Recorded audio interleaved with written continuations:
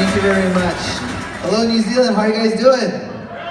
Good? Awesome. Well, you guys are very lucky to have such a beautiful country. How many of you guys feel fortunate to live in New Zealand? It's a freaking paradise here. I kid you not. I went to Piha. You guys know where that's at? I almost drowned, but I made it, you know? It was intense. You know, I went climbing up the Lion's Head, I think it was called, something crazy like that. But you guys have some beautiful views, beautiful beaches, fish and chips, you know, good stuff. I love it here in New Zealand. I can see myself living here. There's no doubt about it. You guys already live here, so that's pretty cool. But I'm here to share with you guys a little bit about myself, but also why I think that this is the business of the 21st century, and why I think it's a good option. You know, we have 2017 here now, and hopefully everybody here had a great 2016. But for people who said, you know what, I want more out of this year, then hopefully this is the right place. And then maybe we can just provide some type of solutions for you guys. So the business of the 21st century. I'll tell you guys a little bit about myself, just so we're not complete strangers, and you kind of know where I'm coming from. And I'm not sharing this to impress anybody, okay? I'm just kind of letting you know where I started, so you know like where that foundation block is, and then where I am today, okay? So if you're thinking to yourself like, oh, I could never speak on stage like that guy, or I could never do this, or whatever, think again, okay? Because if you would have told me 10 years ago that I'd be here traveling around the world, 63 countries down, you know, on my way to seeing 196 countries, multi-millionaire, all this other stuff, if you would have told me all that, I wouldn't have believed it, okay? So where I started, this is a picture of my family, and as you guys can see, health is probably not like one of the biggest foundation blocks in our family. And you know how people say like diabetes runs in my family? Have you guys ever heard that before? I think it was that nobody was running in my family. Okay? That's what I think was happening, okay? So, you know, health has always been a big issue because it's neglected. Nobody's really focusing on health. Nobody's making that conscious decision like I need to eat, you know, organic, or I need to take supplements. Nobody was making decisions like that. So growing up, I kind of just left those types of things to chance. But my parents did give me a plan to follow, and the plan was a plan that I think they copied it off of someone. But they said, go to school, make sure you get good grades, get your degree, get a job, save your money, and then eventually you're going to retire. So that's the plan that my parents kind of promoted to me, and then at the same time in school, people were kind of backing that plan up, right? Saying, this is the way to go. Everybody does it this way. This is the way it's been done. This is the way you're going to succeed in your life. So I've always been a good student. I don't think it's because I'm smart, but I work really hard at everything that I do. How many of you guys know people who never study but get good grades? Don't you just hate those people, you know? So that wasn't me. Like, I'm committed, you know what I mean? If I get involved, just like at USANA, like I feel like I wasn't really smart here. Like I was willing to work hard, I was willing to give it my best. Like that's just the way I seem to find success. So I focused on school, you know, I was AP honors student, all that stuff, graduated with honors. My parents were really happy. They were probably happier than I was, you know, but they were really excited. Of course, going to school in the States, it's not something that's very cheap, okay? So once I was done with school, yes, I had my degree and all, but it was time to pay off some of these student loans, okay? And I think a lot of people can relate to that. So here's my job, okay? There's me right there, look. This was my first job out of college. I was actually working as a school teacher. So I was working as a second grade teacher. Can you believe that? I thought it was so cool here, man. Oh my gosh. Anyways, so the whole point is that I was teaching second grade, you know, and all of this. And after working for about 6 months, I realized that it wasn't for me. It's not that I didn't like my job. I loved my job. And I hear people say that all the time, right? I love my job. I love it. Okay, here's what I didn't love about it though. I didn't love the result of my job. And what I mean by the result of my job is I didn't like how much I was getting paid. I didn't like how much time I had off. I didn't like those things. So I think you kind of have to be honest with yourself at some point, right? Like if you love your job, that's great, but what about the result of your job? Is it paying you what you think you're worth, right? You love your job, does your job love you? That's a question, right? And I feel like for me, like I didn't think they loved me the same because I wanted to get paid more. I wanted to be, you know, chipping away at these student loans. I wanted to be a homeowner. I wanted to buy a car that didn't break down. You know what I mean? Like I wanted to travel. I wanted to do these things, help my parents. But I felt like it just was not enough to do it. Like if I'm gonna be honest with myself, it wasn't enough to get it done. So I ended up quitting that job and I bounced around from career to career and I ended up working for a plumbing electrical company. This is a big wake-up call for me, working at this plumbing electrical company. And the reason why it was is because I've heard this, all you have to do is just work hard. How many of you guys have heard that before, right? Just work hard, that's the way you're gonna be successful. That's it, nobody else has heard that? All right, working hard, that's how you're gonna make it. That's not true. Okay, it's not true, unfortunately. You have to work smart as well. That part was left out by my family. They told me, work hard, work hard. So when I was working at this company, for the plumbing electrical company, I was working hard. I was putting in about 73 hours a week. I know there's people who have worked more hours than that, but at 73 hours a week, I'm telling you, you're gonna get stressed out. How many of you guys have ever felt this, where your eye starts doing this little thing like that? Have you ever talked to someone who has a jumping eye? Right? In some cultures, they say you're gonna be rich, right? Have you ever heard that before? I'm serious, anyways. So the point is, my eye started jumping. Okay, 23 years old at the time, and my eye is jumping. And I can't control it anymore. You know, sometimes it jumps for a little bit, you sleep, the next day you wake up, it's fine. All day, this thing is jumping. I'm having a conversation with people are like, what's up with your eye, you know? I can't solve it, you know what I mean? So you go to the doctor, and what do you think they tell you? You're stressed. You're stressed out. You're overworked. And the doctor says, take it easy. Right? That's the answer. Take it easy. I'm like, yeah, easy for you to say. I have bills, I have goals, I have my, you know what I'm saying? Like, I gotta get this thing going. Because as soon as you're done with school, then what, right? It's like you wanna start getting your life going, and you have all these big mouth promises to your family, you know, you got things to do. I started dating a girl at the time, and I had made her all these promises. I mean, I said, look, man, if you get with me, I'm gonna take you all over the world, okay? Egypt, New York, Paris, you know, London, like, you name it. So when I got with her, after being with her for about 6 months, I think it was about a year, we didn't go anywhere. She was like, oh, I gotta break up with you. This is not working out, you know? When you're ugly, you get scared, okay? So you gotta figure that out too. But I told her, I took you to Las Vegas. It was all there. Do you guys know Las Vegas? They have Egypt, they have New York, Paris. It's easy, right? An easy way to go. But the point I'm trying to make is that you can only kind of lie to yourself for so long before you really have to get things going. How many of you guys know people like that? They say, you know what? I'm gonna do this one day. And 5 years later, they're still saying they're gonna do this one day, and one day has never showed up. So that's the thing for me. Like, I wanna be honest with myself. I wanna make sure that I'm actually moving towards what my objective is in life. And your objectives are gonna change, obviously, right? But one thing is certain. You're gonna need time, you're gonna need money, and you're gonna need health to accomplish just about almost any goal you haven't set for yourself. Right? Time, money, and health. So I already understood that. So working for this plumbing electrical company, putting 73 hours a week, working as hard as I possibly could, I really thought to myself, like, this is how I'm gonna get ahead. And you start getting raises at your job, you know? You get evaluations, things like that. And I always tried to say, don't give me a raise, but how can I deserve a raise? Right? Because some people would complain for a raise, right? But I said, how can I deserve it? So I felt if I save the company money, they're gonna give me some type of compensation for that. So this is an email that was sent out. This is the year I signed up in USANA, by the way. But they sent out an email, and they sent it to all the employees, and they said, we have a lot of great employees at our company, and one employee had an idea of saving the company $24,000 a year. We want to congratulate Michael Callejas for his great idea. He was awarded $100 for his contribution. Let there be more of these great ideas. How many of you guys think that's fair? You saved the company $24,000. You were not asked to do so. You did it out of your own, your own ingenuity. You get $100 one time, and that's the end of that. So when I ask for a raise, what do you think the answer is?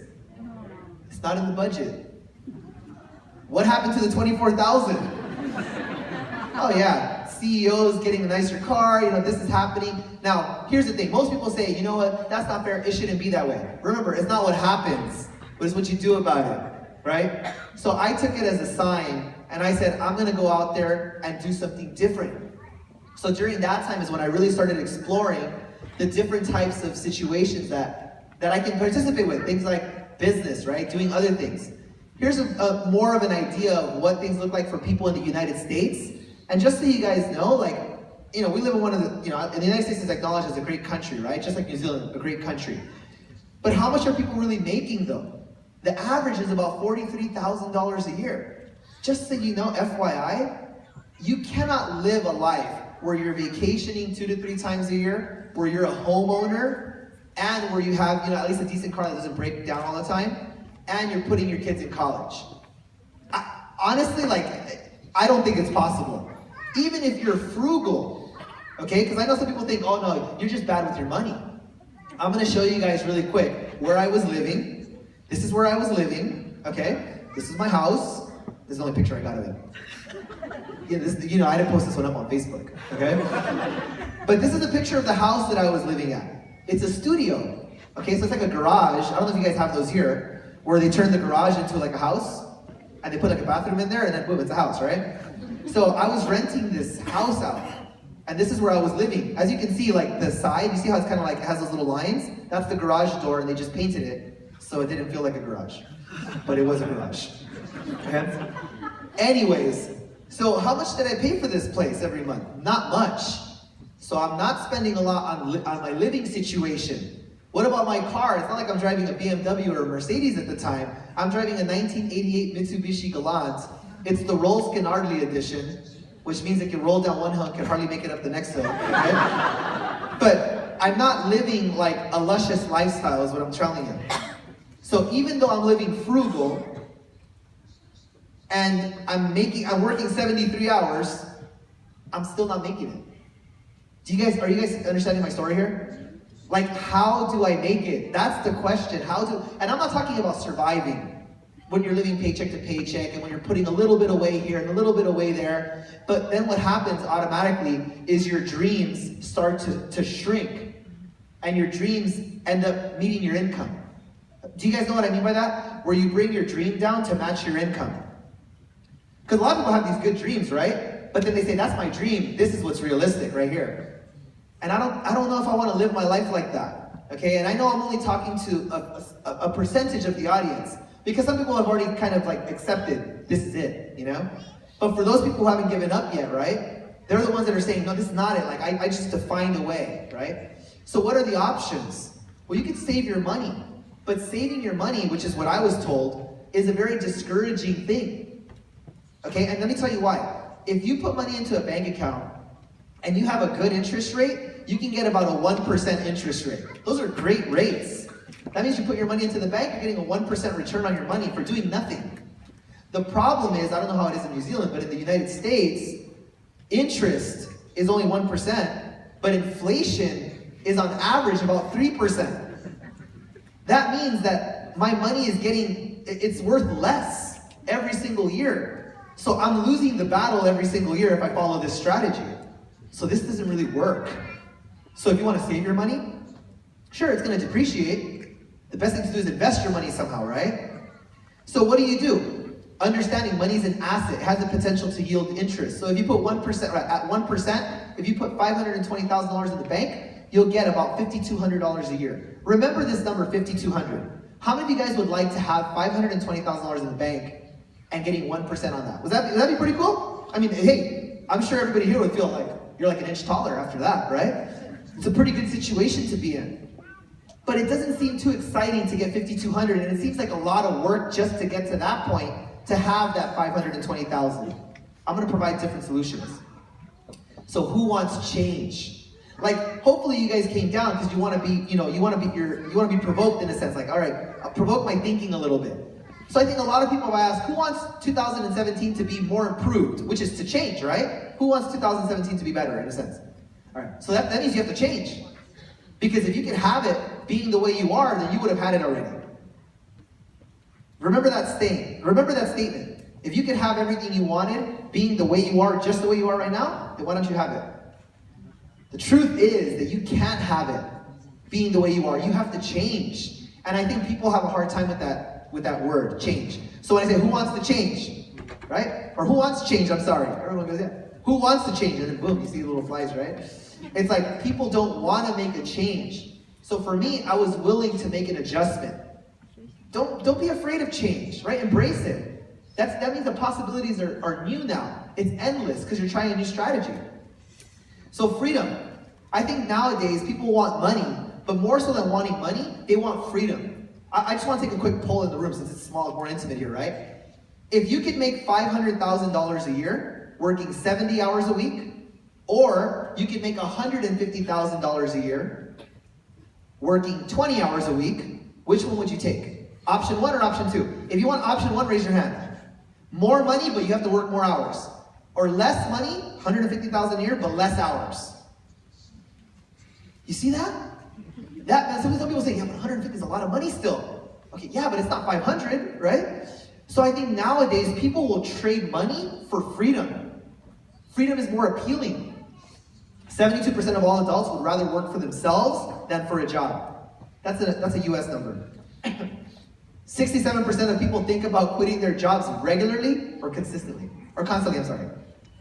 So it's not like what we do, because what we do in the business world is we're trying to expand and get different entrepreneurs, like people in this room, to help us carry our company to the billions and the multi-billions. That's what we're really trying to do here.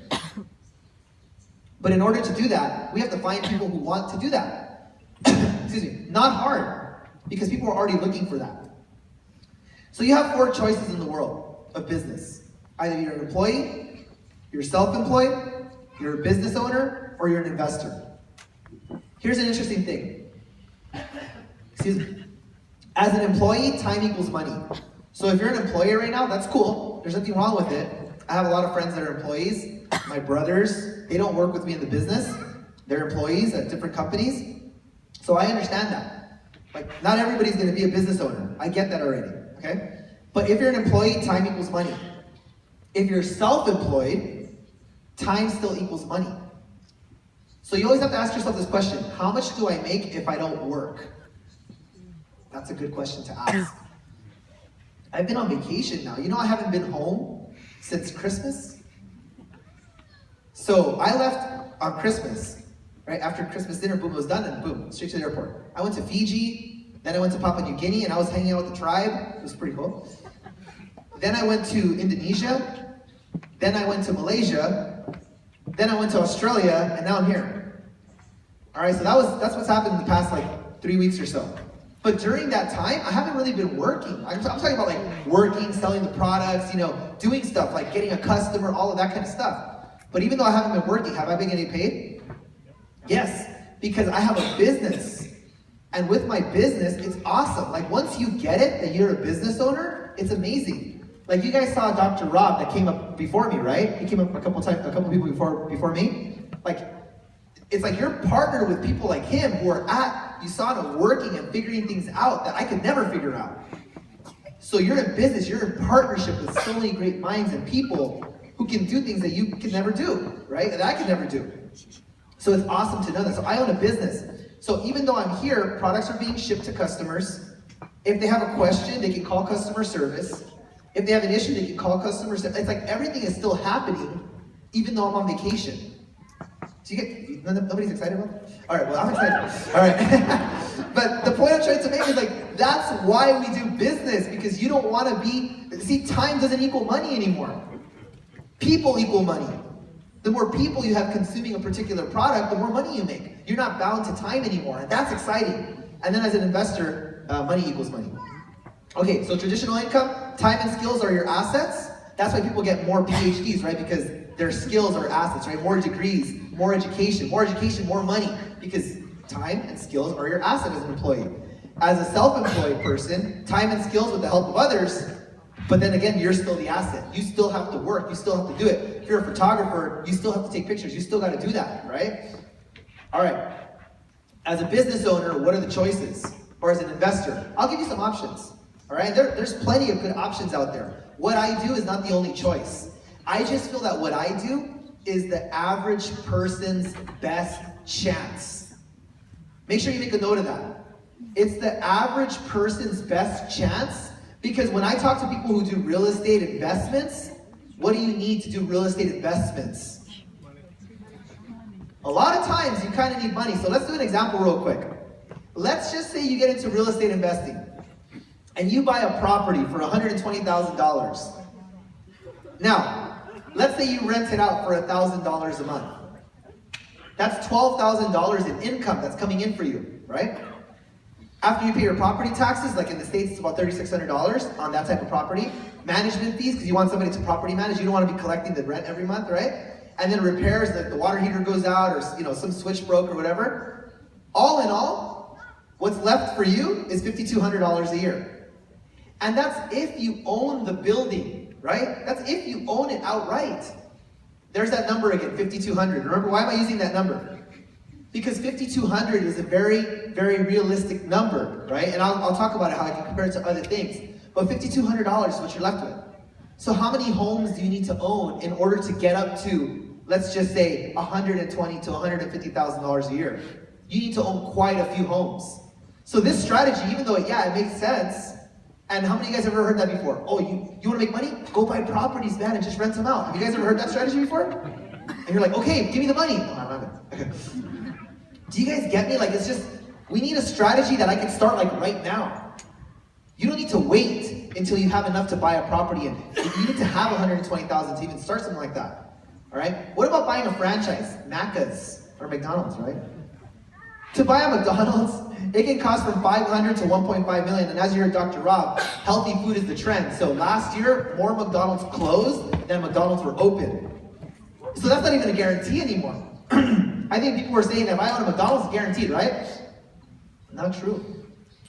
As a McDonald's, I'm not going to let you guys read all this stuff, but just know that you have to have about 40% of the total cost of an existing restaurant or 25% of a new restaurant. And it has to come from non-borrowed income. I took this from the McDonald's website, okay? So, a minimum requirement of $300,000 of non-borrowed income personal resources to consider you for a rent. In a sense, it's saying this. If you want to buy a restaurant, you already have to be rich. How discouraging is that for me? Well, not right now, but back then. This might as well just rule me out. Do you guys understand? It's judging me based on my income. Now, here's what's crazy. This is Ray Kroc. I don't know if you guys know him.